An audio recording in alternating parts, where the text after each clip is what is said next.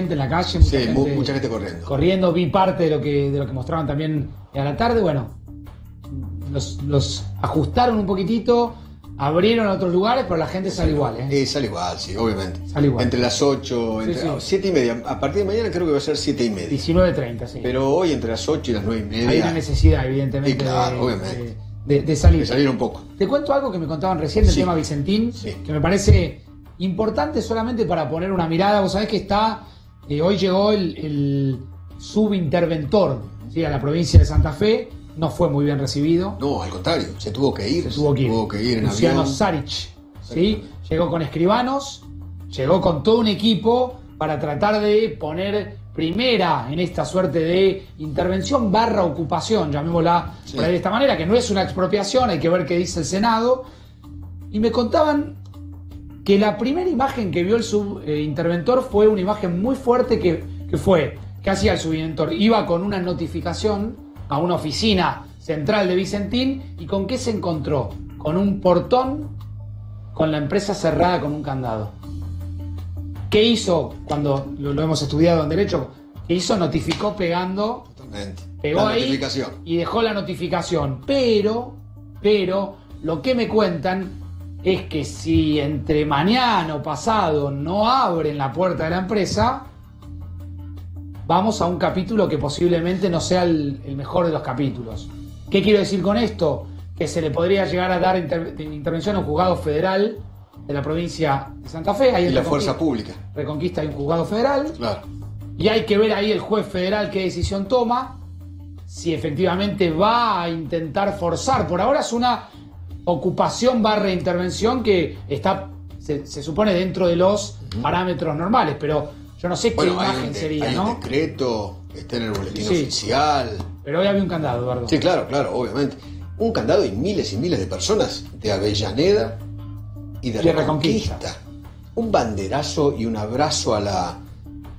No sé si tenés las imágenes, a ver si las podemos mostrar. Hay mucha gente que se sumó ahora a tu noticiero, quizás no lo vio, pero realmente es impresionante la cantidad de gente. Sí. Banderazo que rodearon prácticamente la municipalidad. Hasta en las redes sociales. De la municipalidad ahí de Avellaneda, el propio intendente se puso prácticamente al frente de la movilización. Hubo... A ver, y fue muy contundente. Yo no sé si llegaste a leer, lo tengo anotado por acá, lo que publicó la Sociedad Rural de Reconquista. Mirá, ahí estamos mostrando imágenes. Esto creo que fue... Mirá. Sí, mucha gente, Además, mucho tiempo. Mucha gente.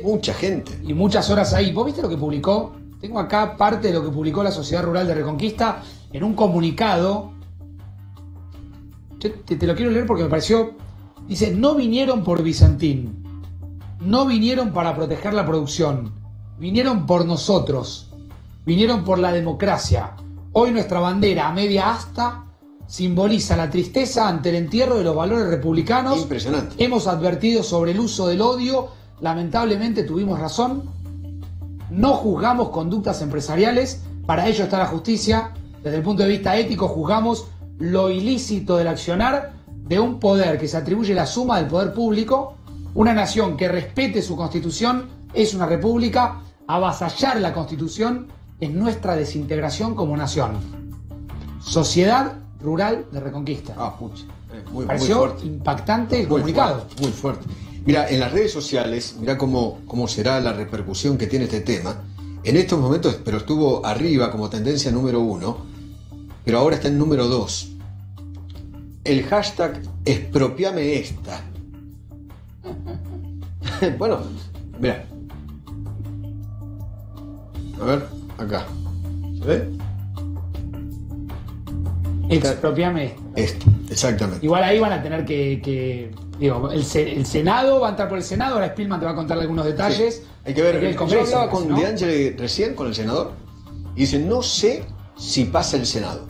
Yo pensaba todo lo contrario. Yo creo que el Senado va a pasar. Es lo que más fácil va a pasar. Según De Angeli. ¿Para arriba o para abajo? Para arriba. Para mí. Por eso, para mí. De Angeli dice que no. Porque dice que los senadores de cada una de las provincias va a tener que poner la cara. Volver. Exactamente. Volver y poner la carita. Eso es lo que dice De Angelis. Yo también creo que el número está. Sobra. Yo creo que el número está. Y yo creo que en diputados también el número le va a alcanzar. Entre algún radical, más los de izquierda, más el labañismo, más, pero, a ver, más la izquierda. Estamos viendo gente en la calle, movilización en la calle, está bien, es muy representante porque es también de un pueblo. Es de un pueblo, hay pueblos. mucha gente ahí que o trabajó, o trabaja, o tuvo algún amigo, familiar, que son 4.000 y pico de trabajadores. Claro. Eso por un lado. Por otro lado, digo, esta imagen, contrastada con lo que yo te acabo de contar, con la posibilidad de que un juzgado federal tome nota del tema y utilice quizás la fuerza pública. Es que no hay otra manera, Eduardo. Si no abren el candado. Y uno imagina, yo me acuerdo cuando iban algunas empresas con la gendarmería, ¿te acordás?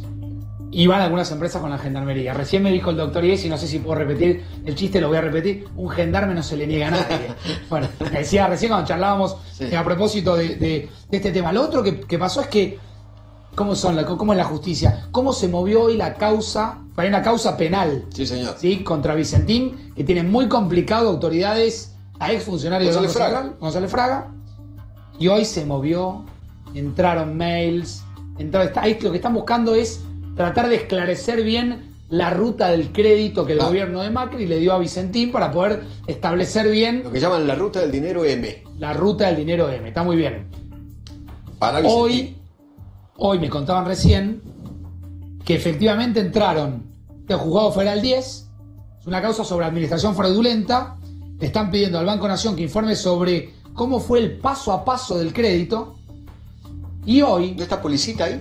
Sí, el fiscal Policita. Claro. Hoy, particularmente, se movió mucho la causa porque llegaron 70 mails, 75 mails. Con información. Documentación que todavía no pudieron ni procesar. Claro. Dijeron, mire, esta es la manera en la que entró el crédito que está siendo investigado. La verdad, a ver, por lo general, cuando vos pedís un crédito, te piden hasta la materia fecal, ¿no? Grupos sanguíneos. Sangre, orina, todo. Y tenés que pasar por varias ventanillas hasta que llega el directorio. Entonces digo, esto fue, si vos y yo íbamos a pedir un crédito en las mismas condiciones que estaba Vicentín en ese momento, en la primera ventanilla te dicen, no, date. ¿Y por qué se lo esto no va a estar? Aportante de la campaña, amigo del presidente del Banco Nación, qué sé yo. Sí, ahora, hoy lo escuchaba también a Willy contar qué interesante que es contar la historia de la familia Vicentín, ¿no? Y qué deben de estar pensando hacia adentro de la familia. 90 años tiene esta empresa. Una empresa que tiene 90 años, exactamente. Esta debe ser ya la tercera o cuarta generación. Parece que cuarta generación. Cuarta generación. Pero una deuda de 1.350 millones de dólares, 1.000 solamente son con bancos, 300 millones son con el Banco Nación. Exacto. No hay banco a quien no le deba. Hay 3.000. Hasta el macro creo que le debe. Hasta el macro, 600 y pico. Al Itaú también. Hay 3.000 productores agropecuarios endeudados por la cosecha del año pasado. Y le debe a varios bancos internacionales. 4.000 empleados con riesgo de perder su puesto de trabajo. ¿Sí? Y dice el gobierno, cuando uno habla en off con algunos funcionarios, una decisión estratégica, clara y estratégicamente política, de que no ingrese, de que no entre al mercado un jugador extranjero. Había 3 que tenían 3/4 que querían comprar. Que en verdad los jugadores extranjeros entran porque las empresas están rematadas. Totalmente. No valen nada por cómo se fue licuando. Totalmente. Se fueron licuando los activos de todas las empresas. Eso es responsabilidad, digamos, de todos. Con lo cual, para que no entren fondos extranjeros, hacen esta suerte de anticipación que yo no sé en qué puede terminar. No sé. Porque hoy el rumor también es, ojo, que Vicentín no es el único caso, sino que aparentemente querrían ir por Sancor y había otra molinera que una molinera grande, otra ¿no? molinera grande. Que también está en la misma situación que Vicentín, entonces irían también por la molinera, qué sé yo. Sí, porque también cuando vos agarras a Vicentín, uno habla de Vicentín en estas horas y piensa que es el jugador número 1. No es el jugador número 1, está en categoría 6 o 7, tiene el 10% de un mercado que sigue estando concentrado en manos de 3 o 4 multinacionales. Totalmente. Lo voy a tener en un ratito, ya lo voy a presentar a Federico Pinedo, expresidente provisional del Senado. Edu, gracias. Chau, Gracias. Buen programa. Está Pinedo con nosotros. Federico, ¿cómo le va? Buenas noches. ¿Cómo anda? Buenas noches. Gracias por atendernos. Se lo ve cansado. Cansado, sí, es un poco tarde. Bueno, le prometemos que lo vamos a hacer corto. ¿Qué mirada tiene de lo Vicentín? Mira, yo creo que es evidente que la Argentina tiene una tragedia encima, que es que durante la pandemia, según la UCA, no sé si el número es real, pero se han perdido 900.000 puestos de trabajo.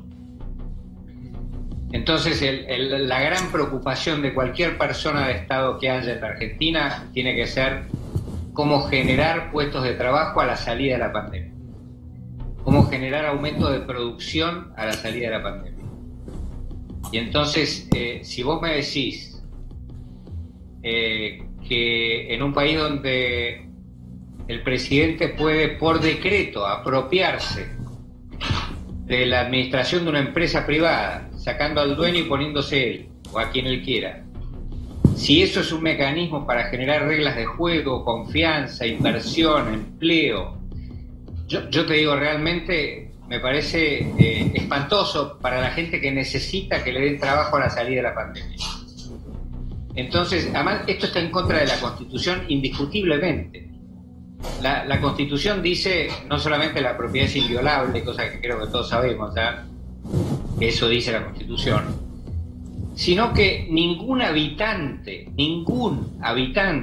puede ser privado de ella sin sentencia, o sea, de un juez, fundada en ley que la permita. Claro. Entonces, acá no hubo ni ley, ni hubo sentencia, y alguien se apropió de la administración de una empresa. Claro, pero usted usa, Federico, una palabra que es... El delito, de cualquier cosa que quieran decir, eso es otro tema, porque para los delitos están los jueces, claro, ¿no? Entonces, si es un delito, el juez... Esto es un concurso. Un concurso quiere decir un proceso parecido a una quiebra, previo a una quiebra, que puede no caer en una quiebra. Es un acuerdo entre un señor que debe y sus acreedores. Claro.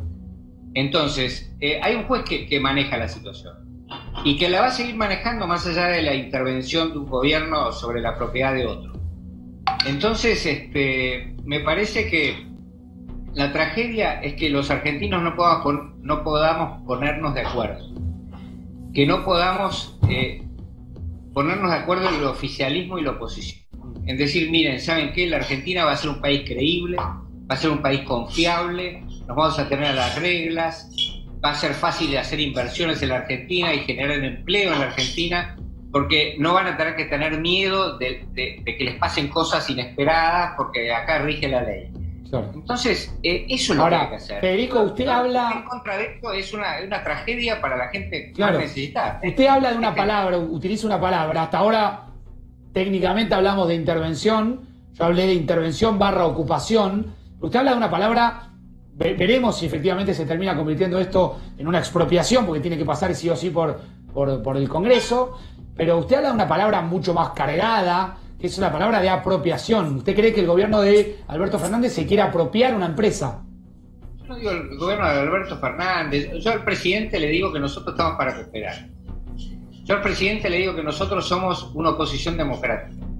Yo al presidente le digo que nosotros estamos para trabajar para los argentinos, no para trabajar para el PRO. Entonces estamos para cooperar con él. Ahora, ¿para cooperar en qué? En la construcción de confianza sobre nuestro país, en la posibilidad de que la gente que ha perdido trabajo en nuestro país lo pueda recuperar, en la posibilidad de que haya inversiones en nuestro país para que la gente tenga trabajo. Entonces, ahí nos va a ver a su lado, trabajando sin distinción de partidos, sin distinción de banderías. Ahora, lo que digo de apropiarse, dije apropiarse de la administración de una empresa, de un particular.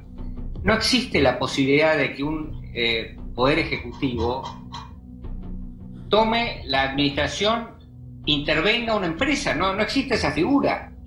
La Constitución dice que nadie puede ser privado de su propiedad, ningún habitante puede ser privado de su propiedad sin sentencia de un juez, ¿me entiende? Lo dice la Constitución, no lo digo yo. Entonces, respetemos por lo menos la base de la Constitución. Claro. A partir de ahí construyamos confianza. Estamos para acompañar al presidente en la construcción de confianza. Claro.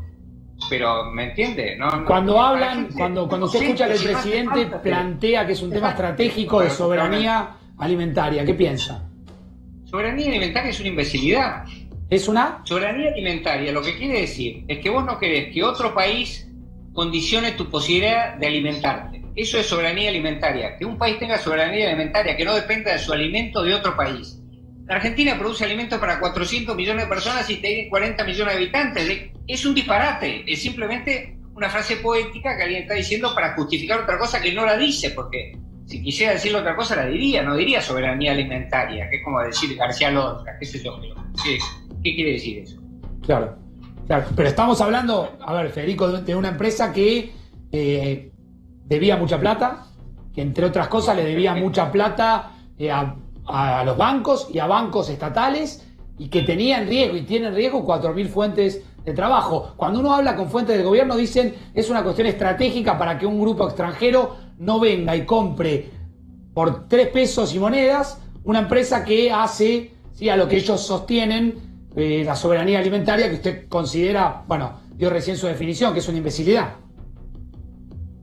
Yo digo que es una frase hueca para parecer que sos un patriota.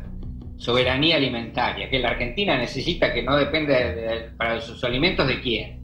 La Argentina produce alimentos de todo tipo, entonces digo, esa no es un argumento. Ahora, lo que vos decís que es una empresa que debe plata. Ok, le debe el 60% de su plata a bancos. Sí.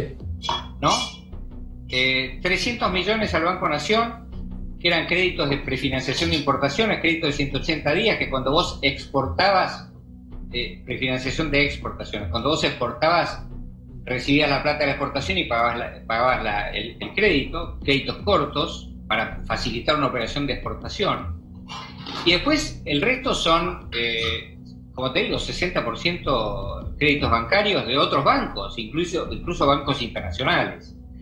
Entonces, ¿eso qué tiene que ver? Que le deba plata a los bancos. ¿Cuál es el tema? Bueno, ponele que es una empresa que quiera quebrar. Y ponele vos que yo diga, hay empresas que no quiero que quiebren en la Argentina. Como ha pasado muchas veces en muchos países, ¿no? Claro. Es decir, yo no quiero que esta empresa, es muy importante para mi país, no quiero que quiebre.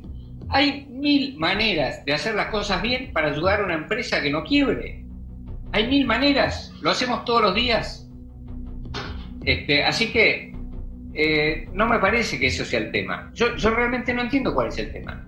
Ahora, ¿usted cree, Federico, que hay algo? No tengo ni idea quién es. ¿Usted cree que hay algo más de fondo? Porque, digo, ¿cuál es el tema? No, ¿usted cree que hay algo más de fondo? ¿Que este es el comienzo de otra cosa? No, espero que no y creo que no. Pero bueno, no sé. El gran problema, ¿sabes cuál es lo que es? Que no se sepa cuáles son las reglas en la Argentina. Que si a vos te dicen, vos tenés una empresa y el gobierno se la puede quedar por decreto, vos decís, bueno, a lo mejor sí, a lo mejor se la puede quedar por decreto. Entonces me dicen, no va a ser así. Ok, pero ¿cómo sé que no va a ser así? Entonces, el drama de cuando vos tenés que invertir los recursos de tu familia o los recursos que tomás del público para hacer un emprendimiento y generar fuentes de trabajo, vos necesitas tener alguna pauta de cuáles son las reglas de juego. Si te dicen no hay reglas de juego, acá cualquier momento el presidente se le ocurre intervenir por decreto tu empresa, entonces, ¿cómo vas a generar trabajo en la Argentina así? Esta es nuestra preocupación. Pinedo. Así que bueno, es eso. A ver, sumate, Ezequiel. ¿Cómo le va? Ezequiel Spillman, ¿cómo anda? Por Ezequiel. Bien, lo vemos medio ofuscado, que no es raro verlo a Pinedo así. No, dolido, no ofuscado. Me duele la Argentina, ¿qué querés que te diga? A mí me parece que estamos en un momento espantoso. Hay un montón de gente angustiada. Unos por la salud, otros porque no tienen trabajo, otros porque no pueden llevar un plato de comida a su casa. Y le estamos dando, la única manera que tiene la Argentina de salir de esta situación es generando confianza y generando previsibilidad y generando reglas y generando inversión y generando empleo. No hay otra manera de hacerlo, porque no tenemos crédito externo, no tenemos ahorro interno, no tenemos moneda, no podemos aumentar los impuestos. O sea que tenemos que generar confianza en el futuro de la Argentina. Somos un gran país, podemos ser un gran país, pero por favor, presidente, déjese ayudar.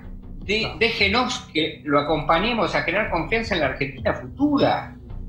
Nosotros que somos oposición democrática. Claro. Ahora, Pinedo, ahí te dejo preguntar, Ezequiel, pero cuando el presidente se refiere a la oposición suele diferenciar a la oposición que gestiona, creo que ahí lo trae a Rodríguez Larreta, trae a algunos intendentes digamos, del mismo espacio, y la oposición que la mira de afuera y que incluso utiliza la metáfora de Twitter y que anda tuiteando todo el día. Sí, a ver, muchos de nosotros somos gente que ha gestionado, y muchos de nosotros somos gente que ha demostrado que le importa más la Argentina que su partido. ¿Me entiende? Y entonces, nosotros hemos gestionado, sabemos lo que es la gestión, por eso le estoy diciendo al presidente, estamos para ayudarlo, presidente, para ayudarlo a la Argentina que usted gobierna, ¿me entiende? Es de verdad lo que le estoy diciendo. ¿Ves que está enojado, Pastor? Está enojado de Pinedo. Federico... No, estoy apasionado por la gente que está sufriendo en la Argentina. Estoy enojado porque la única salida que tenemos es generar confianza, y el día que tenemos que generar confianza tenemos un decreto que interviene una empresa en contra de la Constitución. ¿Qué quiere que le diga? Me desespera. ¿Qué quiere que le diga? Esa es la situación. No, está en su derecho a enojarse. Yo le voy a preguntar esto. Tuvo 16 años en el Congreso, fue diputado nacional, senador provisional del Senado, senador también. Sin ese cargo, quería saber qué podemos esperar del Congreso, ¿no? Hace un ratito en el pase entre Facundo y Eduardo Feynman decían que en el Senado seguramente se va a aprobar con mayor facilidad y en diputados hay que ver. ¿Qué puede pasar en el Congreso? ¿Puede llegar a salir de manera sencilla? ¿Al gobierno le va a costar sacar este proyecto? ¿Qué aventura allí en la discusión parlamentaria? Mire, el kirchnerismo tiene mayoría junto con la mayor parte del peronismo que lo acompaña en el Senado. Y en la Cámara de Diputados no tiene mayoría, pero tiene a Massa y a Lavagna, ¿no? Y a lo mejor piensan que pueden hacer cualquier cosa. Igual, del otro lado está la sociedad argentina. Claro. Pero más allá de esta ley, lo relevante es que nos pongamos de acuerdo para generar confianza para sus hijos. Facundo, no sé si tiene hijos. Sí, tengo hijos. Bueno, ok. Quiero que vivan en un país mejor, en un país donde se pueda invertir dinero para generar puestos de trabajo para nuestros hijos. ¿Entienden? Entonces, eso requiere reglas, requiere previsibilidad, requiere confianza.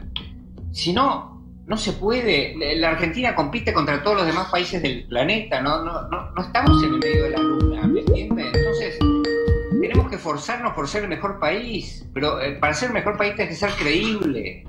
Tenés que...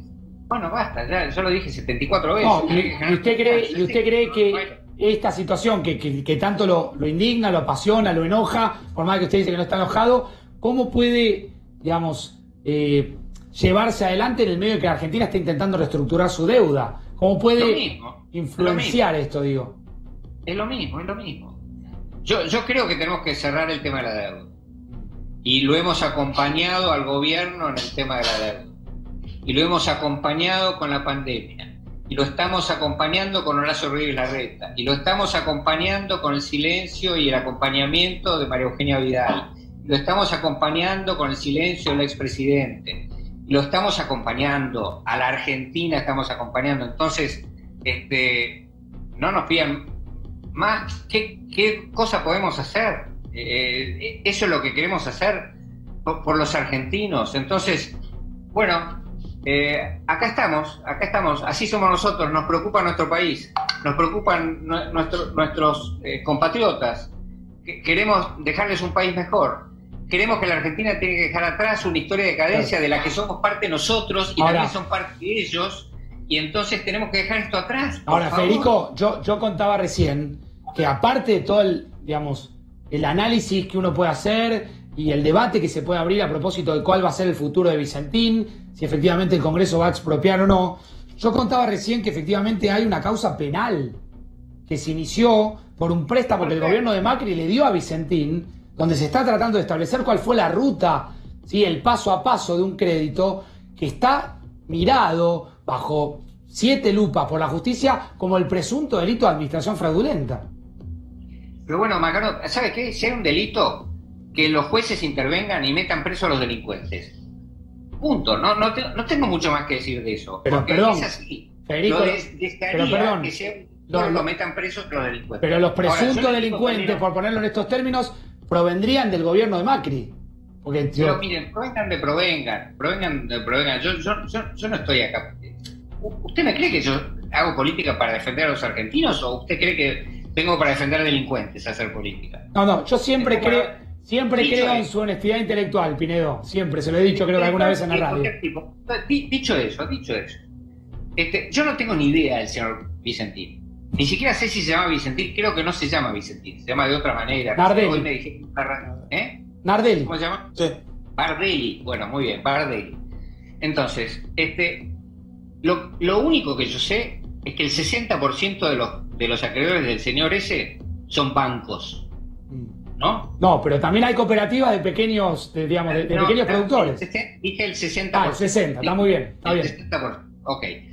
El Banco Nación, al Banco Nación le deben 300 millones de dólares. Sí. Al conjunto le deben 1.500 millones de dólares. Sí. 60% son bancos. Los bancos no son gente estúpida que le presta plata no sé, a timadores, a tontos, qué sé yo a quién. Ahora, si se lo prestaron, bueno, muy bien. ¿Quiénes son los más contentos de esto? Hoy me hacía un colega suyo una entrevista. Me decía, acabo de oír que los banqueros están muy contentos con la estatización de Vicentín. Le digo, claro, ¿cómo van a estar contentos si ahora los argentinos le van a pagar la deuda a ellos? Su hijo le va a pagar la deuda a ellos. Entonces, ¿cómo no van a estar contentos los banqueros? Ahora, ¿qué hacemos? ¿Para qué hacemos esto? ¿Para que estén contentos los banqueros? Le digo, no, está claro que no, pero yo se lo cambio, Federico, para seguir en este debate que me parece que es interesante y es rico para poder entender el momento de la Argentina. Pongámonos en la cabeza de los acreedores.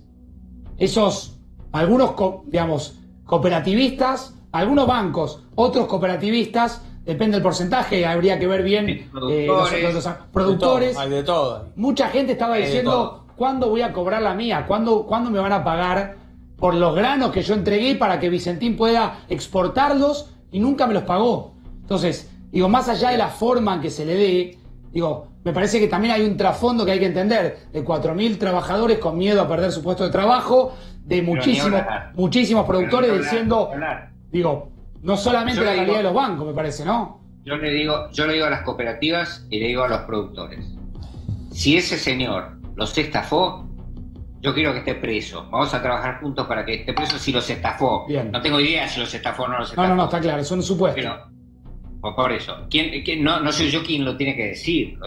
Ni usted, ni el presidente, lo tiene que decir un juez, ¿no? Ok, está todo bien. Nosotros vamos a bancar a las víctimas de los delitos. Olvídense, es así. Pero ¿qué hubiese hecho Macri, Federico? Es contrafáctico, ¿no? Pero ¿qué hubiese hecho Macri si el presidente era Macri en lugar de Alberto Fernández? ¿Qué crees que hubiese hecho él con este caso puntual, ¿no? Vicentín en concurso de acreedores, todo esto que se armó con el crédito del Banco Nación, ¿qué crees que hubiese hecho? ¿Hubiese dejado que continúe avanzando la justicia? ¿Qué crees que hubiese hecho? Pero por supuesto, ¿cómo no va a dejar que actúe la justicia? Es obvio eso. Claro. Hubiese hecho cualquier presidente de cualquier país democrático, que actúe la justicia. Ahora, si el Estado considera, el gobierno, el Poder Ejecutivo y el Congreso consideran que hay que rescatar un sector estratégico que está en dificultades, obviamente que lo tiene que hacer. Sí. Yo escribí un artículo en el diario La Nación, creo, el primero que escribí, cuando empezó la pandemia, diciéndole al gobierno, tienen que emitir dinero para ocuparse de pagar los salarios de la gente, porque con la parálisis económica que hay, es la única manera de financiamiento que tienen. Hay que asistir a las empresas para que mantengan los puestos de trabajo. Claro. Entonces, me parece de toda lógica. Federico, con ciertas reglas, con cierta objetividad, porque hay un montón de gente que la está pasando mal en la Argentina. Claro, recién durante el pase que hacíamos acá en el comienzo del programa, yo leí algo que me había llegado, que era un comunicado de la Sociedad Rural de Reconquista. Comunicado muy duro, ¿sí? Que lo quiero volver a leer, que dice así: no vinieron por Vicentín, no vinieron para proteger la producción, vinieron por nosotros, vinieron por la democracia. Hoy nuestra bandera a media asta simboliza la tristeza ante el entierro de los valores republicanos. Hemos advertido sobre el uso del odio y lamentablemente tuvimos razón. No juzgamos conductas empresariales, para ello está la justicia. Desde el punto de vista ético, juzgamos lo ilícito del accionar de un poder que se atribuye la suma del poder público. Una nación que respete su constitución nacional es una república. Avasallar la constitución es nuestra desintegración como nación. ¿Usted está de acuerdo con este comunicado? No, yo le digo lo siguiente.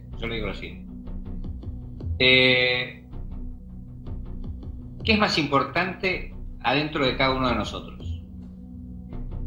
¿Es más importante el ofuscamiento partidista o ideológico?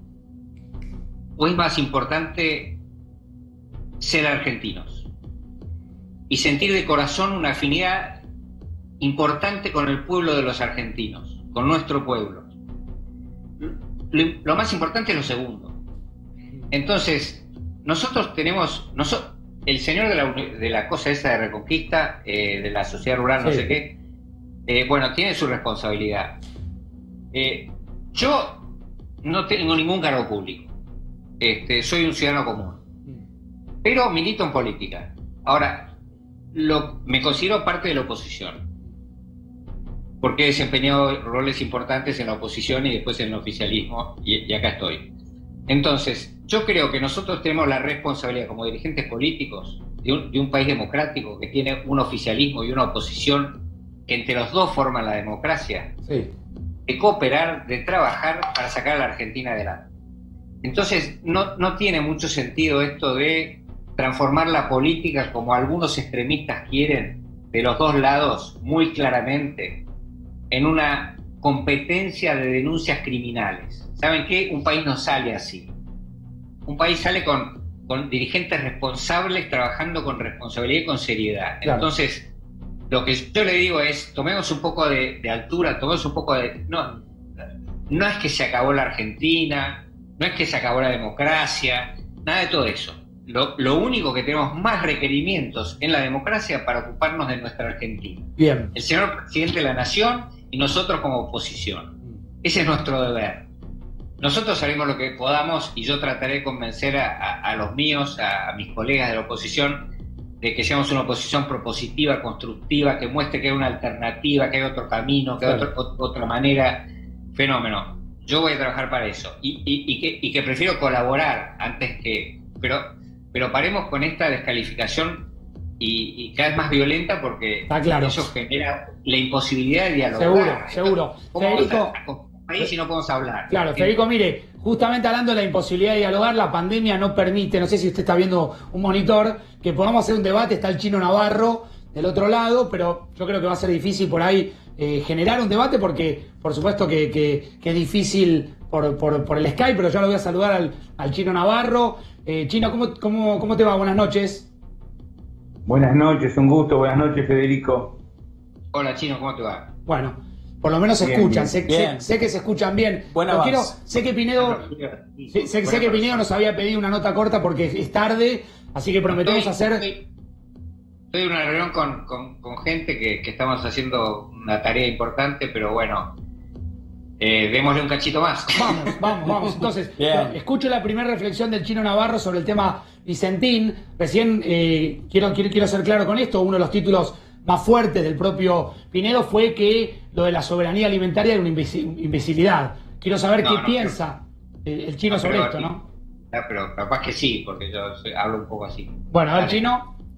Una poesía. Tengo un gran aprecio y respeto por Federico, y veo en él una tensión que tenemos todos, que no es exclusiva de él. Hay un gran sector de la sociedad, y eso atraviesa las distintas coaliciones políticas, que tenemos una gran vocación de concretar un acuerdo para que Argentina salga de esta trampa de décadas que discutimos, y los sectores más humildes cada vez están peores y más pobres, nuestras pymes sobreviven como pueden, la inflación no la podemos derrotar, la inseguridad, etcétera, etcétera.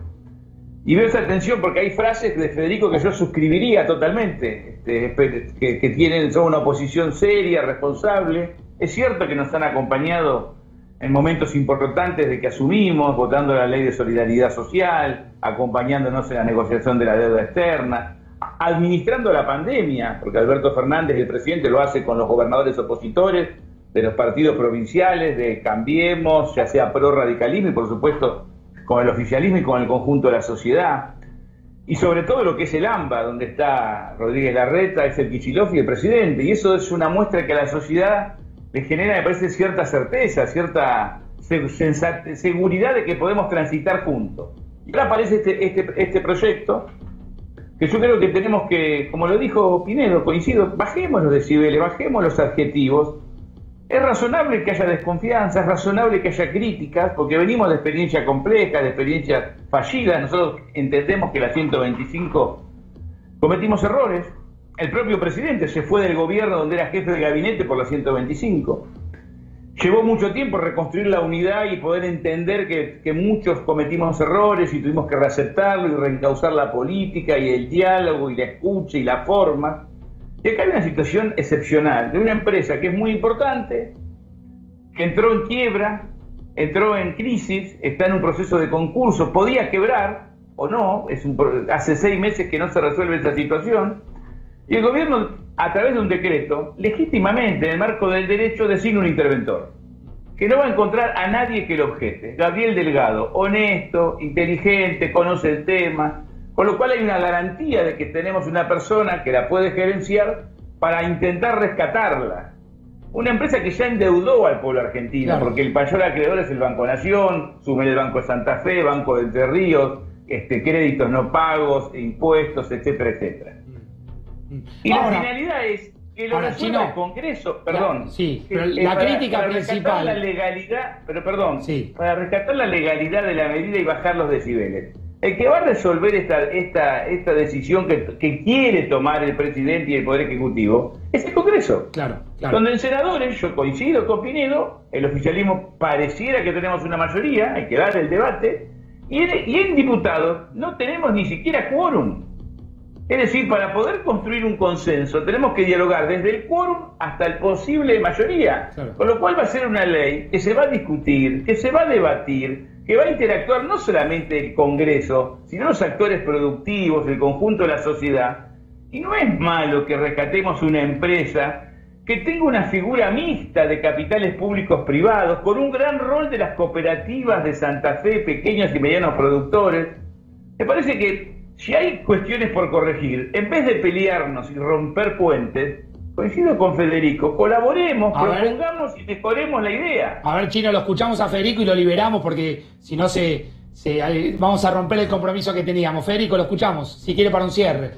Y yo creo que si en el Congreso vamos a cara de perro, como yo fui 16 años legislador nacional, cara de perro a ver quién gana, bueno, va a perder la Argentina, me parece a mí, pero bueno, es legítimo.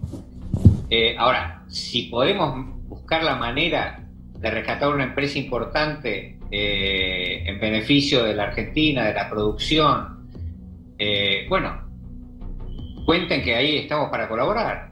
Si hay formas de buscar caminos alternativos a una mala señal, yo creo que podríamos llegar a dar una gran señal, claro, a todos los argentinos de que podemos trabajar juntos y que somos previsibles para el futuro. Claro. Eso a mí me parece mucho más importante que ninguna otra cosa, así que ojalá que lo podamos hacer. Si tiene algún problema con mis diputados y senadores chinos, te puedo dar una mano. Bueno, me están haciendo la rosca al aire prácticamente. Al aire empezó la rosca, Chino, a ver. De la ley. No, yo dije que tengo un gran aprecio y respeto por Federico Pinedo porque sé que es un hombre de la democracia, con el cual podemos tener disidencias, diferencias, pero hay una gran coincidencia. Muchos estamos entendiendo, en el frente de todos, en Cambiemos, sean radicales o del PRO, y muchos independientes, que si no hay un gran acuerdo nacional para salir de esta crisis, Argentina, si se para sobre la grieta para profundizarla, va a una tragedia. Después de la pandemia vamos a una situación de caos. Si en cambio logramos construir un acuerdo nacional, habiendo diferencias, porque expresamos ideas políticas distintas, tenemos base social distinta, representamos intereses económicos diferentes, y no es malo eso, porque eso es la democracia. La democracia es articular esos intereses contradictorios y buscar sintetizarlos en algunos acuerdos, y el Congreso es el camino para hacerlo. Entonces yo digo, admito críticas, admito que podemos mejorar, pero si bajamos los decibeles y hablamos en vez de gritarnos, seguramente vamos a llegar a buen puerto y vamos a tomar una medida en función del bien común. En este caso son los productores pequeños y medianos de Santa Fe, de Córdoba, de Buenos Aires, de los trabajadores, y recuperar una empresa que, si bien no es la más grande en su rubro, es una empresa importante nacional además. Me parece que ese es el camino que debemos transitar en este tema y en otros temas trascendentes de Argentina. Dialogar, escucharnos, corregir, discutir. A veces podemos apasionarnos, podemos decir frases fuertes porque nos duele, yo coincido con Federico, nos duele la Argentina, pero también con la templanza de bajar los decibeles en el momento oportuno para buscar soluciones, no para la política, para la Argentina, para los argentinos que sufren y soportan desde esta pandemia en la cuarentena hasta una crisis económica de muchísimos años. Está claro. Federico, yo le agradezco porque no nos hemos extendido en el tiempo. Gracias por estar allí del otro lado. Me quedo con el Chino haciendo alguna pregunta. Gracias, Federico. Abrazo grande, chau. Un abrazo grande. Te pregunta Chino Navarro, Chino, ¿qué es la soberanía alimentaria? La soberanía alimentaria es un concepto que Argentina viene buscando hace tiempo. Nosotros producimos alimentos para 400... Me voy a poner un almohadón. Dale. Porque me veo bajo, no me veo en el... No sé por qué no me veo en la cámara. Está incómodo, Chino. Ahí quedó un poco abajo, Chino. No, porque me veía la mitad de la cabeza. Si corrige un poco para arriba. Está moviendo la campera, Chino, al cierre. Ahí está, ahí nomás, ahí va. Pará, porque viste... La tele, las tele, los tiempos de importa, después pasa, ahí Chino. está. Lo que te decía, la soberanía, Argentina produce para 400 millones de personas alimentos. Sí. Y vos todos los días hacés programas donde contás que hay cientos de miles de familias que comen en comedores. Sí. No podemos resolver el tema de la inflación, te dicen precio máximo, precio justo. Y el problema es que no podemos determinar ni desde el Estado ni desde otros organismos públicos o privados cómo se forma la cadena de precio, el costo de ese precio, la cadena de valor. Y entonces ocurre que las grandes empresas, en una economía cada vez más concentrada y más centralizada, te cobran lo que quieren. Nos meten la mano en el bolsillo y te venden el fideo, la leche, cualquier producto al precio que se da la gana, porque hay una cartelización, que es un fenómeno de Argentina, es un fenómeno mundial. Chino. Ocurre que en otras partes del mundo, estados más inteligentes y sociedades más organizadas le ponen freno, le ponen límite. Claro. Entonces, si el Estado, conjuntamente con los pequeños y medianos productores de Santa Fe, de Córdoba, con cooperativas, tienen la gestión de productos vinculados directamente a la cadena, a la canasta alimentaria de los argentinos, con el aceite, con las harinas, y entendemos bien cuál es la cadena de valor, podemos saber más o menos cuál es el precio razonable donde una empresa pueda ganar en este sistema capitalista, pero no a costa de la pobreza de millones de argentinos. Está claro. Para mí ese es el concepto de soberanía alimentaria, que en cada casa se pueda comer productos nacionales de buena calidad a un precio justo. Chino, la última, porque tengo varias notas más. A ver, uno puede pensar que lo de Vicentín es algo excepcional, creo que dijiste vos, es algo excepcional, o están también observando otras empresas en situación similar. No, lo dijo Alberto Fernández con toda claridad. Lo de Vicentín es excepcional, porque a ver, fue una sorpresa para todos nosotros, si bien ya había rumores, cómo se derrumbó dramáticamente en los últimos meses del año pasado, y todo el proceso posterior con todo lo que implicó para la economía regional de Santa Fe, sistema financiero, bancario, pequeños y medianos productores. No hay voluntad. A ver, el peronismo no es un instrumento, no tiene una política estatista.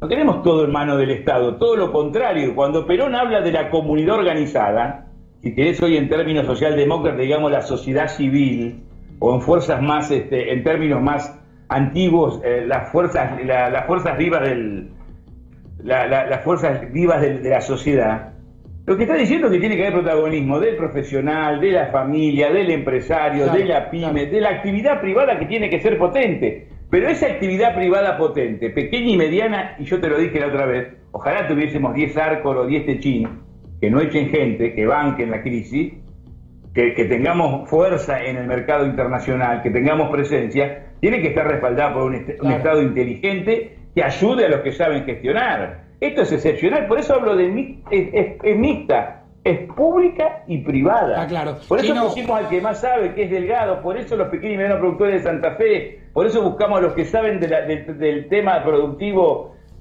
agropecuario, que son los productores. No vamos a poner en manos de un burócrata del Estado o de un político, seguro, sino de los que saben. Chino, gracias por estar del otro lado. Gracias por el debate. Muy bien. Gracias. Ezequiel, ¿cómo sale en el Senado esto? Cortito. En el Senado tiene mayoría, tiene quórum propio el kirchnerismo. Facundo, yo creo que la discusión más grande se va a dar en la Cámara de Diputados. Arranca la discusión por el Senado en las comisiones de Presupuesto y de Agricultura. Allí, el lugar donde preside Cristina Kirchner como vicepresidenta. lo más probable es que en máximo 2 semanas ya tengamos... Pero los votos en el Senado están. Los votos en el Senado no están. No tanto así en diputados, aparentemente. En diputados es más compleja porque no tiene quórum propio. El gobierno tiene 118 de 129 bancas que necesitas para poder iniciar una sesión. Claro. Y va a tener que conseguir sí o sí aliados en el peronismo de La Baña como referente bueno, máximo. La Baña hoy se expresó ya. Hoy se expresó La Baña en contra. Pero atención porque dentro del bloque de La Baña hay gente de la UATRE, que es el gremio de peones rurales, que ya se expresaron a favor, Facundo, bien, con lo cual dato. Podrían conseguir esos votos justamente para poder alcanzar, aunque sea con lo justo, una mayoría bien. Y lograr la sanción de la ley. Voy a hablar con el doctor Jorge Hefner. Doctor, ¿hablamos de coronavirus o hablamos de Vicentín? Elija usted. ¿En qué lío meterse? Coronavirus. ¿En qué lío estamos con el coronavirus? ¿Cómo estamos en un lío particularmente en lo que es capital, federal, ciudad de Buenos Aires y conurbano. Cuando vio los runners, ¿qué pensó? Yo creo que realmente, entendiendo la crisis económica, hasta la crisis psicológica en función del confinamiento... ¿Hay una crisis psicológica por el COVID? Bueno, en un sentido sí, porque el encerramiento que hay realmente pega duro. Aún entendiendo ese marco, el alivianamiento de las medidas de cuarentena en el capital federal yo creo que ha sido un error. Porque en un momento donde la curva crece, hoy pasamos por primera vez los 1.000 nuevos casos que se esparcen básicamente en capital de Buenos Aires y en el conurbano. En ese momento, alivianar medidas de cuarentena creo que es un error. ¿Dónde están los casos? ¿Dónde están los contagiados? Están básicamente en Ciudad de Buenos Aires, el conurbano. Y dentro de la Ciudad de Buenos Aires, el conurbano, ¿dónde están? En Ciudad de Buenos Aires están en los barrios humildes, hay otro foco que son los geriátricos, y últimamente en lo que no son barrios humildes también tenemos mayor prevalencia de los contagios. ¿La gente que corre no sabe esto? Bueno, pasa que la gente que corre está autorizada a correr. Podría ser alguna de esa gente más responsable, pero yo por parte del gobierno de la ciudad, la verdad que sería mucho más estricto en las medidas que tienen que ver con el respeto de la cuarentena. Yo hoy pensaba temprano que se armó un lío tremendo cuando vimos aquella fila de los jubilados de un viernes tremendo, y después supimos que eso tuvo evidentemente algún tipo de... si bien uno no puede relacionar directamente, pero evidentemente hubo... Digo, acá no hay tanto escándalo con los runners. Esto no es en contra de los runners. La gente tiene que salir a hacer actividad. Ahora, con algún tipo de norma un poco más ajustada, evidentemente, ¿no? Yo restringiría no solamente el asunto de la gente que sale a correr, sino insistiría más en medidas de distanciamiento. Y volvería atrás en algunos términos de liberación de cuarentena, básicamente en Ciudad de Buenos Aires. Pero ¿cómo se explica a la gente, doctor, esto? Y bueno, que es así, es un asunto de ajuste, ir para adelante, ir para atrás. ¿Hasta cuándo? Tenemos en el horizonte una vacuna y si vemos lo que pasó en Europa, en un momento empieza a caer. Pero ¿Por qué cae? Bueno, cae, no está claro por qué cae. Cae porque primero hay toda una serie nueva de hábitos que la gente ha tomado. No hay partidos de fútbol, no hay grandes actos, no hay grandes recitales, la gente se lava las manos, usa barbijos, etcétera, etcétera. Entonces, evidentemente, después de un pico, si vos tenés un compromiso social, cae. Pero nosotros no estamos cayendo. En Ciudad de Buenos Aires y conurbano estamos creciendo. Entonces, en ese momento, no es el momento adecuado para ser más livianos Claro. en cuanto a medidas de cuarentena. ¿Me acompaña a cuarentena. saludar a la doctora Carlota Ruz? ¿Cómo no? ¿Sí? Carlota, ¿cómo le va? Buenas noches. Gracias por estar del otro lado. Estamos aquí junto al doctor Hefner. ¿Cómo anda? ¿Qué tal? Buenas noches. Saludo también al doctor Hefner. Bueno, doctora, estábamos pensando recién por qué en el momento de mayor récord y el lugar más complicado que es Ciudad de Buenos Aires, abre y la gente sale a correr. ¿Qué mirada tiene de esto?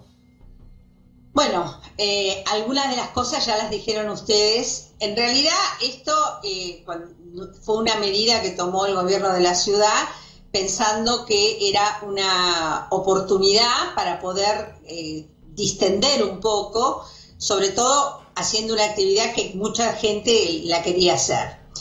Ayer obviamente no fue un cuadro muy agradable para ver, sobre todo porque uno veía una mayor concentración de gente corriendo, que cuando se corre todavía es más peligroso.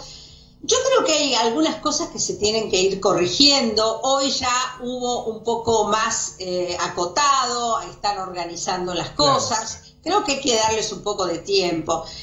También pasó lo mismo cuando salieron los chicos que decían que iba a ser una medida difícil, que no se iba a cumplir, y esa medida se fue ajustando y la verdad que tuvo muy buena repercusión. Claro. Yo recién escuchaba al doctor Hefner y he leído, y es cierto que a los 100 días se ha mostrado en otros países que el virus empieza o a ser más débil o no, o empieza a bajar la curva de contagios? ¿Y por qué? Si hay una respuesta a esto. No, no hay una respuesta exacta. Uno sabe que todas las pandemias empiezan y terminan, y en el medio pasan muchas cosas. Este virus es un virus nuevo, estamos aprendiendo muchas de las cosas las estamos aprendiendo sobre la marcha. Lo que pasa en algunos países se puede homologar a lo que pasa acá, pero no es exactamente igual. Nosotros tenemos algunas condiciones que no son iguales que otros países, es decir, son todos hechos de observación. Uno supone que estamos en una curva ascendente, sí, y estamos en una zona caliente como es el AMBA, donde tenemos un aumento del número de casos que se debe a muchas razones, fundamentalmente porque se ha cambiado la estrategia y en este momento es una estrategia activa, claro, proactiva, buscando los casos. Claro. Entonces es esperable que sigan aumentando. Doctora, le agradecemos muchísimo que haya estado esta noche unos minutitos para poder brindarnos más información. Gracias. Hasta luego, buenas noches. Gracias. La doctora Carlota Rus. Me quedo pensando otro tema que he leído durante el día, que es el tema del factor sanguíneo. Hay determinados factores sanguíneos que son más fuertes para enfrentar el coronavirus. Más débiles. Uno de los grandes grupos sanguíneos es el sistema ABO, que refiere a si se expresa, tus eritrocitos se expresan A, expresan B. Hay dos estudios, uno de origen en China y otro de Estados Unidos, que dice que aquellos que expresan el grupo A tienden a contagiarse más y a tener cursos más severos. Pero ¿cuál es la razón de eso? Todavía no tenemos la menor idea.